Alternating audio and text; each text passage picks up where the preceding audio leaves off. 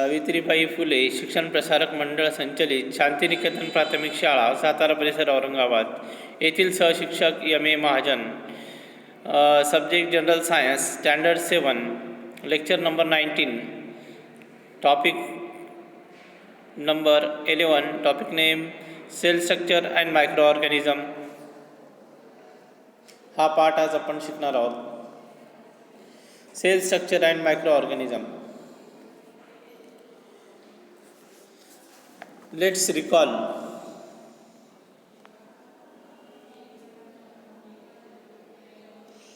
What is the name of the minute compound of which the body of living organism is made? Is the number of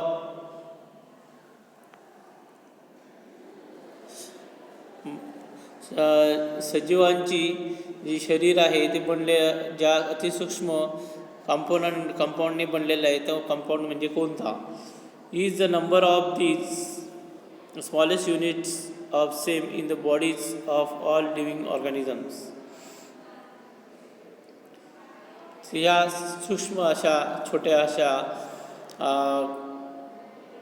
कंपाऊंडनी G body तयार झालेली ती सर्व सजीवांमध्ये सारखीच आहे का? नाही.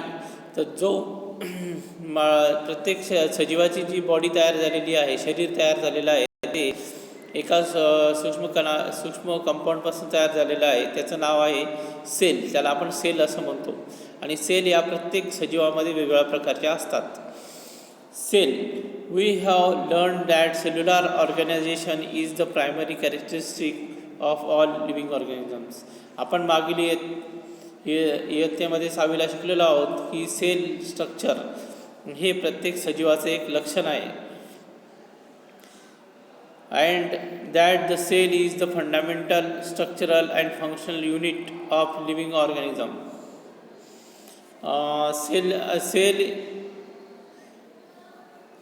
सेल हे फंडामेंटल स्ट्रक्चरल आणि functional unit of living organism आहे. Complete the chart. खालील चार्ट पूर्ण करा.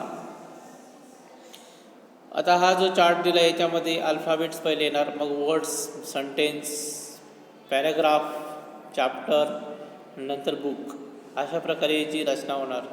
अशा प्रकारे we see the structural organisation of book in the above flow chart. आता ह्या वरच्या फ्लो चार्टमध्ये आपण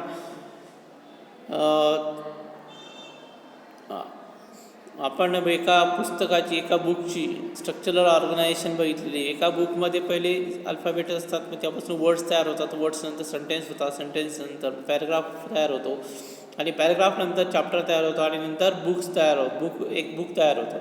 similarly there is organisation levels in living organism. अशा प्रकारे सजीवांमध्ये सुद्धा एक ऑर्गनायझेशन लेवल असते. These are cells, tissues and organ system, organism. तर अशा प्रकारे प्रत्येक सजीवाची रचना असते. प्रत्येक सजीवामध्ये सूक्ष्म कंपाऊंड म्हणजे सेल असतो. मग सेल नंतर टिश्यू तयार होतात, टिश्यूपासून मग मोठा एक ऑर्गन तयार होतो, ऑर्गन नंतर ऑर्गन सिस्टीम तयार होते, आणि ऑर्गन सिस्टीम तयार झाल्यानंतर एक ऑर्गॅनिझम तयार होतो. Cells from the basis of the structure and function of all living organism.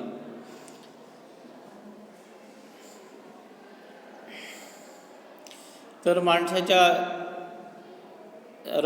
शरीर रचनेचं आणि कार्य करण्याचं हे जे बेसिक जे हे आहे ते म्हणजे सेल आहे. It is only with the help of cells that living organisation carry out all their different life processes.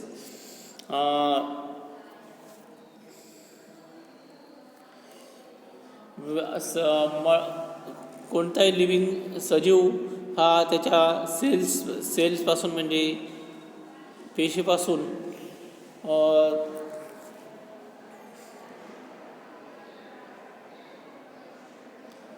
तर त्याच्या शरीराचे विविध कार्य करत असतो. आता बघा इथं दिलं, use your brain power. Where do the life processes of unicellular organism take place. आता युनिसेल्युलर ऑर्गॅनिझम जो आहे त्याचा लाईफ प्रोसेस कुठे चालतात? म्हणजे युनिसेल्युलर म्हणजे जो एक पेशी आहे, जसं अमिबा हा एक पेशी आहे. त्याच्या ज्या सर्व क्रिया आहेत त्या त्याच्या न्यूक्लियसमध्ये सेलमध्ये एका सेलमध्ये न्यूक्लियसमध्ये चालत असतात. आता ह्या चित्रामध्ये तुम्हाला सेल, टिश्यू, ऑर्गन सिस्टीम आणि ही बॉडी अशा प्रकारे माणूस आपलं बॉडी तयार झालेली आहे. आता बघूया great scientist. In 1665 a scientist Robert Hooke observed a thin section of cork under a microscope. Robert Hooke नावाच्या शास्त्रज्ञांनी 1665मध्ये एक कॉर्कचा सेक्शन त्यांनी बघितला सूक्ष्मदर्शकाखाली. In this section he saw hexagonal component like those of bee hive. त्याच्यामध्ये एक षटकोनी आकाराचं component दिसला जसं ते मधमाशांचं पोळं असतं त्याप्रमाणे. He named those compartment cells. त्याला त्यांनी सेल असं नाव दिलं. This item is derived from the Latin word cella. Cell हा शब्द लॅटिन वर्ड सेलापासून तयार झालेला आहे, विच मीन्स स्मॉल रूम. त्याचा अर्थ होतो की छोट्या रूम्स, छोट्या खोल्या. In 1838 the two scientist M.J. Schleiden and Theodor Schwann formulated a theory about cellular structure which stated. 1838मध्ये दोन शास्त्रज्ञ होते, एक M.J. स्लीडन आणि दुसरा होता थिओडोर स्चुअन. यांनी दोघांनी एक सेल्युलर स्ट्रक्चरविषयी थिअरी मांडली. तर ती थिअरी अशी आहे, all the living organisms are made of cells and the cell is the fundamental component of living organism. म्हणजे सर्व सजीव जे आहेत लिव्हिंग ऑर्गॅनिझम्स ते सर्व एका सेलपासून तयार झालेले आहेत. आणि सेल ही एक आपली फंडामेंटल कॉम्पोनंट आहे लिव्हिंग ऑर्गॅनिझमची. म्हणजे basic. In 1885 Rudolf Virchow stated that all cells are formed from pre existing cells. तर रुडॉल्फ व्हिर्चॉ यांनी सांगितलं किंवा ज्या सर्व पेशी आहे त्या म्हणजे सुरुवातीच्या पेशींपासून त्या दुसऱ्या पेशी तयार झालेल्या आहेत. तर अशा प्रकारे या शास्त्रज्ञांनी आपले मत सेलविषयी मांडलेले आहे. Measurement and observation of cells. Measurement and observation of cells. In 1673 Anton van Leeuwenhoek assembled various lenses to construct a microscope. तर 1673मध्ये एंटॉन व्हॅन ल्युएनहोक यांनी विविध प्रकारच्या लेन्सेस तयार केल्या मायक्रोस्कोपच्या. He was the first to observe live bacterial and protozoan cell under the microscope. तो पहिला शास्त्रज्ञ होता की ज्याने त्याच्या सूक्ष्मदर्शकाखाली बॅक्टेरियल आणि प्रोटोझोन सेल्स पाहिल्या. Cells are external minutes in the size. सेलची जी साईज आहे, आकारमान आहे, ते आकारमान साईज ही अतिशय सूक्ष्म आहे. We can not see the cells with the naked eyes. Cell हे आपल्या डोळ्यांनी दिसू शकत नाही. Micrometre and nanometre are the units use for measuring their sizes. Micrometre आणि नॅनोमीटर हे दोनच युनिट आहे की जे साईज मोजण्यासाठी वापरले जातात. The compound microscope is use for observing cells. Compound मायक्रोस्कोपच्या मदतीने आपण सेल्स बघू शकतो. And object on glass slide magnified many times by the lenses of this microscope.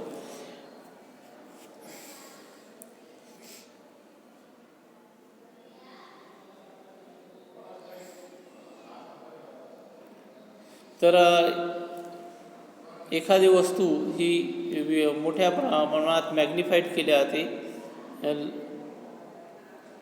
मोठी केली जाते ते भिंगाच्या साहाय्याने. आता इथं तुम्हाला खाली तक्त्यामध्ये दिले 1 सेंटीमीटर म्हणजे किती मिलीमीटर. 1 सेंटीमीटर म्हणजे तुम्हाला माहिती आहे 10 मिलीमीटर्स, 10 मिलीमीटर्स. 1 मिलीमीटर म्हणजे किती मिलीमीटर्स, मायक्रोमीटर्स, 1000 मायक्रोमीटर्स. 1 मिलीमीटर म्हणजे 1000 मायक्रोमीटर्स होतात. म्हणजे बघा मायक्रोमीटर किती छोटा आहे. आणि 1 मायक्रोमीटर म्हणजे 1000 नॅनोमीटर्स. तर म्हणजे नॅनोमीटर हे मेजरमेंट किती लहान आहे आपल्याला याच्यावरून समजू शकतो आपण. आता लेट्स ट्राय. आता इथे आपल्याला एक प्रयोग दिलेला आहे. Take a piece segment of onion and carefully separate the thin skin from its concave surface with the help of forceps. तर एक कांदा घ्यायचा आहे. कांद्याचं आणि कांद्याच्या वरचं जे हे असते, स्किन असते, ती स्किन काढायची आहे. आणि ते place the membrane on glass slide, आणि ती एका काचेवर ठेवायची आहे. And put a drop of butter, आणि त्याच्यावर एक थेंब पाण्याचं टाकायचं आहे. Take care that the temperature does not get folded while placing on the slide. Membrane does not get folded म्हणजे जो मेम्ब्रेन आहे, जे आपण कांद्याचं काढलेलं पातळ वरचं आवरण आहे, ते आवरण फोल्ड होणार नाही, त्याला घडी पडणार नाही, याची काळजी घ्यायची आहे. Put a drop of dilute solution of iodine or iodine over it and observe under the 10x objective of the compound microscope. म्हणजे एक आयोडीनचा एक थेंब त्याच्यावर टाकायचा आहे, त्या पापुद्र्यावर कांद्याच्या एका, आणि त्याच्यावर काही थेंब आयोडीनचा टाकला किंवा ओयोझिन याचासुद्धा आपण वापर करू शकतो. त्याचा थेंब टाकून त्याला 10x या मायक्रोस्कोपच्या खाली बघून आपण बघू शकतो. Don't forget to put cover slip over the onion skin on the slide before placing it under the microscope. त्याच्यावरती जी कांद्याची आपण वरचं पापुद्रा हे काढलेलं आहे, कांद्याच्या वरचं जे आवरण काढलेलं आहे, त्या आवरणावर वरतून आयोडीन एक थेंब टाकल्यानंतर पाणी टाकल्यानंतर पाण्याचा एक थेंब टाकल्यानंतर त्याच्यावरती एक काचेची स्लाईड त्याच्यावरती ठेवायची आहे. In the same way observe the cells from various parts of plants like leaves, bark, root, tips etcetera. अशा प्रकारे कांद्याची स्लाईड तयार करून आपण बघितल्यानंतर तुम्ही विविध वनस्पतींच्या पाने, फुले, त्याच्यानंतर खोड, मुळे यांचेसुद्धा तुम्ही त्याच्यावरती स्लाईड बघू शकतात. आणि do you remember that last year you had ऑब्झर्व्ड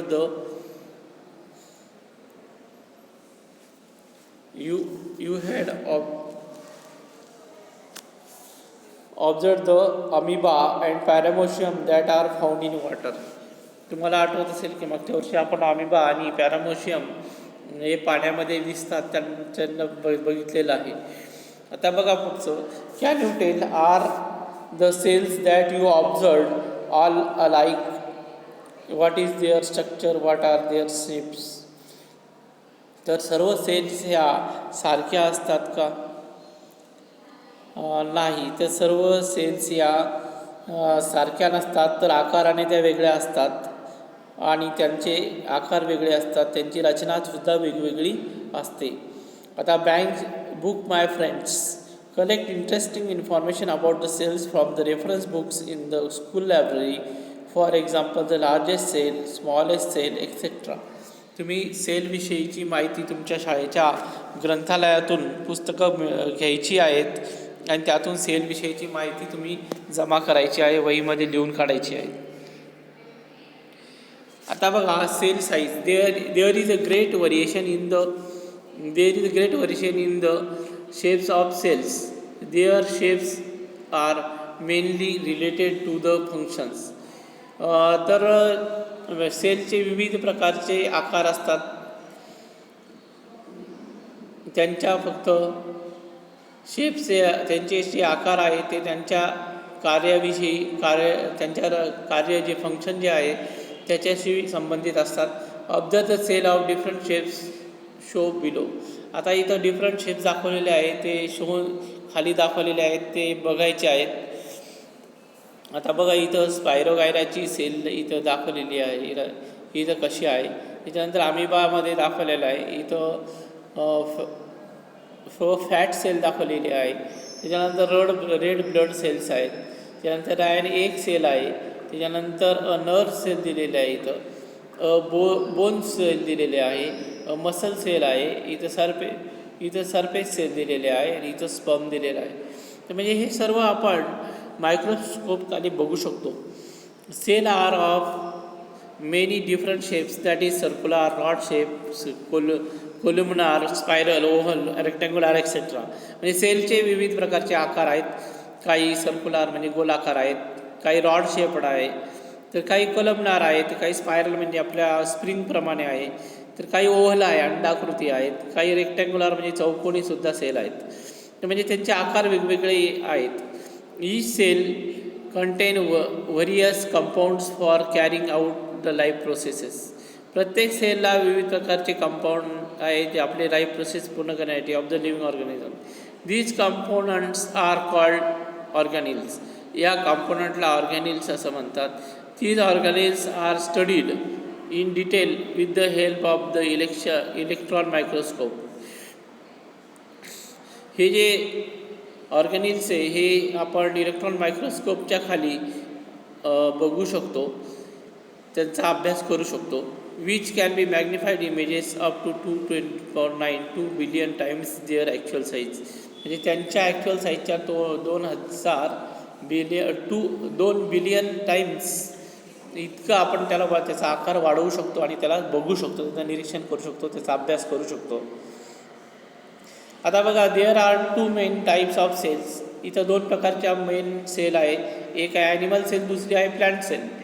these cells consist of various types of membrane bound cell organelles. या दोन्ही सेल्समध्ये वेगवेगळ्या प्रकारचे मेम्ब्रेन बाउंड आहे. Plant cells have definite shape due to the presence of the cells wall around them. ज्या plant cell आहे त्यांच्या मध्ये सेल वॉल आहे आणि besides unlike animal cells, plant cells contain single large vehicle. हे plant cell आहे तर त्याच्यामध्ये सिंगल लार्ज व्हेहिकल आहे. All these cells are known as eukaryotic cell. ह्या दोन्ही प्रकारच्या ज्या सेल्स आहेत यांना युकॅरियोटिक सेल्स म्हणून ओळखलं जातं. The cell has 4 main parts: cell wall, cell membrane, cytoplasm and cell organelles. कोणत्याही सेलला चार मेन पार्ट्स आहेत. पहिला पार्ट म्हणजे सेल वॉल आहे, दुसरा आहे सेल मेम्ब्रेन, तिसरा सायटोप्लाझम आणि सेल ऑर्गॅनिल्स. आता बघा, ए नंबरचा cell wall. The cell wall is the outermost covering of the cell. It is present only in plant cell. Cell wall हे आउटर मोस्ट कवरिंग आहे, म्हणजे बाह्यावरण आहे सेलचं, ती फक्त प्लांट सेलमध्ये आहे. आता सेकंड नंबर आहे plasma membrane. The plasma membrane also called cell membrane. Plasma मेम्ब्रेनला सेल मेम्ब्रेनसुद्धा म्हणतात. Is a land of thin covering. It is externally delicate आणि फ्लेक्झिबल. तर हे एक्सटर्नल डेलिकेट आहे आणि फ्लेक्झिबल म्हणजे लवचिक आहे. It is outermost covering of animal cell. हे ॲनिमल सेलचं बाह्यावरण आहे प्लाझ्मा मेम्ब्रेन. आता तिसरा आहे सी आहे cytoplasm. The liquid part in the cell present around the muscles is called cytoplasm. It occupies the space between the plasma membrane and nucleus. Cell organelles are scattered in the cytoplasm.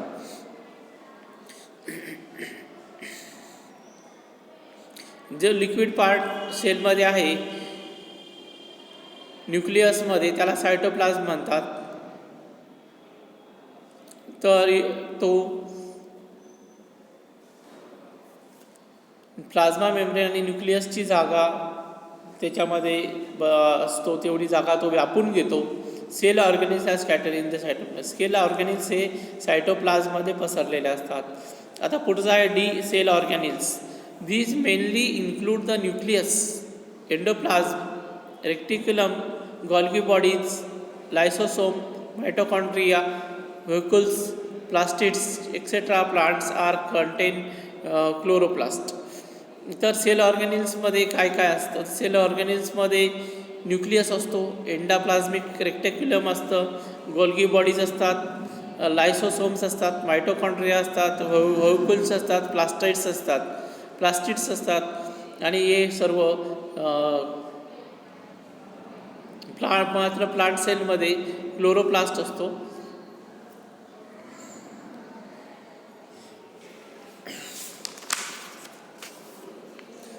Which are the common component of plant and animal sale.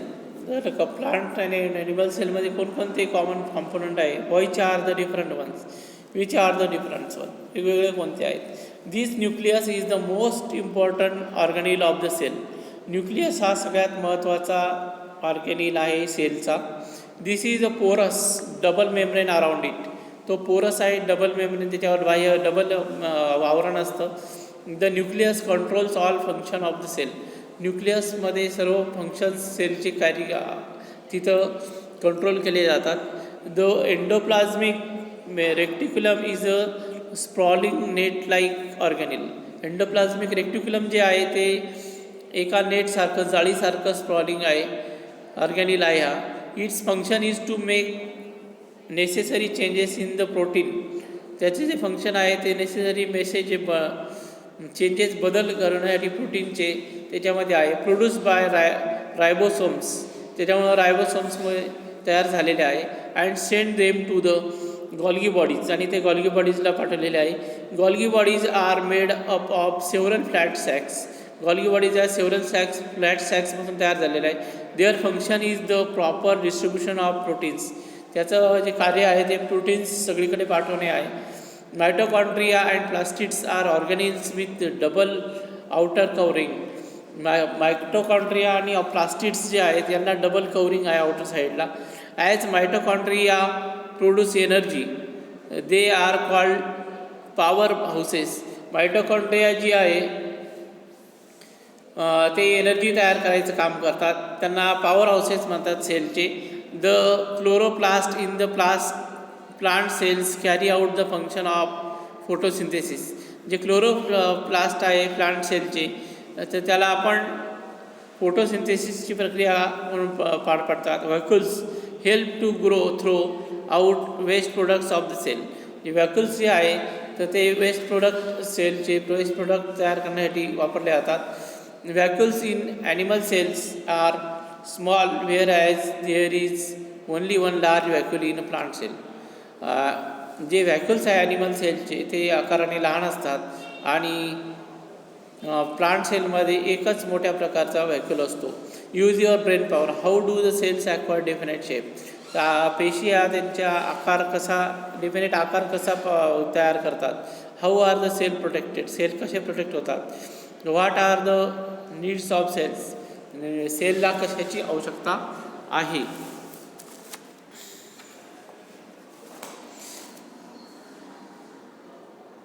आता पुढे आहे micro organism.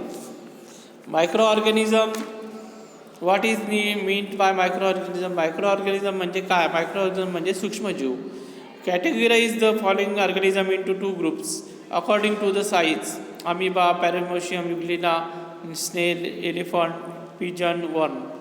तर खाली दिलेले जे organisms आहेत ते ऑर्गॅनिझम्सला त्यांच्या आकारानुसार त्यांचं 2 ग्रुप पाडायचे. मोठे आणि जे आकाराने लहान आहे ते वेगळे. तर याच्यामध्ये अमिबा, पॅरामोशियम, युग्लिना हे सगळे सूक्ष्मजीव आहेत आणि एलिफंट आणि पिजन हे मोठे जीव आहेत. तर we have learn that there are countless living organism on earth. आपण हे शिकलेलो आहोत की आपल्या पृथ्वीवर मोजता येणार नाही एवढे लिव्हिंग ऑर्गॅनिझम आहेत. Of this the organism which can not be seen with our eyes but can only be observe under the microscope are called micro organism. आपल्या डोळ्याने दिसणार नाही परंतु मायक्रोस्कोप खाली म्हणजे सूक्ष्मदर्शकाखाली जे दिसतील तर त्यांना आपण मायक्रो ऑर्गॅनिझम्स असं म्हटलेलं आहे. Occurrence of micro organism. Micro organism कुठे आढळतात. Micro organisms are present all around in the air, water, soil, food, sewage, garbage as well as in the bodies of plants and animals. तर micro organism हे कुठे कुठे आढळतात तर पाण्यामध्ये, हवेमध्ये, मातीमध्ये, अन्नामध्ये, कचरामध्ये, त्याच्यानंतर माणसाच्या आपलं प्राणी आणि वनस्पतींच्या शरीरामध्ये आढळतात, इन्क्लुडिंग ह्युमन्स, माणसाच्या शरीरातसुद्धा ते आढळतात. Some micro organisms are solitary, that is they live singly. काही जे मायक्रो ऑर्गॅनिझम ते एकटे एकटे राहतात, that is amoeba, paramecium. Whereas some lives in colonies, तर काही एकदम ग्रुप करून राहतात. Some micro organism live on the remains of dead plants and animals. काही मायक्रो ऑर्गॅनिझम्स हे मृत वनस्पतींच्या आणि प्राण्यांच्या याच्यावर राहतात, त्यांच्या शरीरावर जीवन जगतात. तर इथे आपला हा पार्ट 1 हा चॅप्टर इथं सेल स्ट्रक्चर अँड मायक्रो ऑर्गॅनिझमचा पार्ट 1 संपलेला आहे. याच्यानंतर पुढचा आपण पार्ट 2 पुढील लेक्चरमध्ये, लेक्चर नंबर 20 मध्ये घेणार आहोत, cell structure and micro organism या चॅप्टरमध्येच. तर तोपर्यंत good day, have a nice day.